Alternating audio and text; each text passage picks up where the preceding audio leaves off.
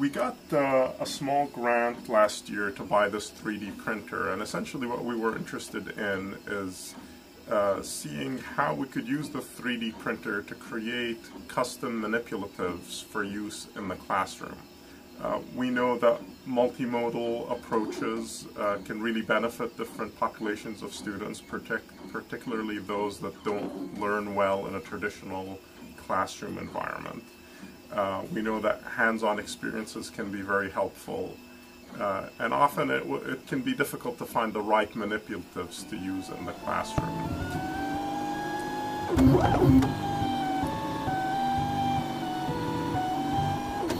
You could create a three-dimensional math function that you can use in the classroom that can help a student better understand what the function is representing in a 3D space. You can create something like this. This is a dengue virus, so obviously it's blown up, but you can take models that have been created using a variety of different mediums.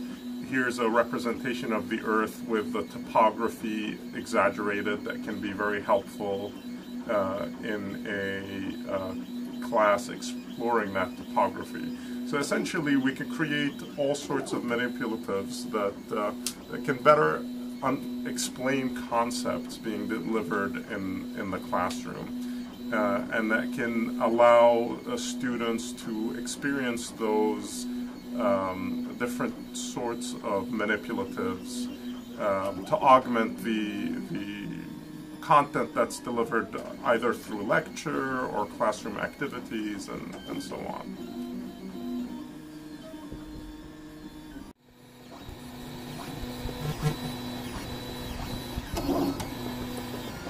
So in addition to creating manipulatives, there's a lot of new and interesting tools that might be able to be created with 3D printing. For example, this here is the housing for a virtual reality headset.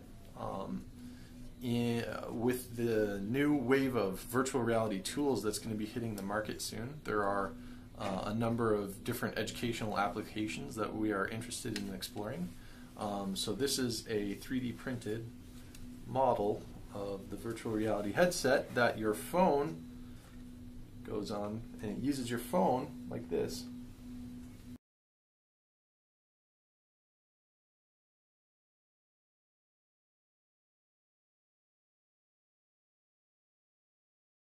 Students might be able to take field trips to places that they never could have otherwise, to the moon or to Mars, or maybe take a field trip to the sun or under the ocean. There are a number of interesting applications, so you could also take a trip to the International Space Station and travel around, maybe repair the International Space Station, these sorts of things.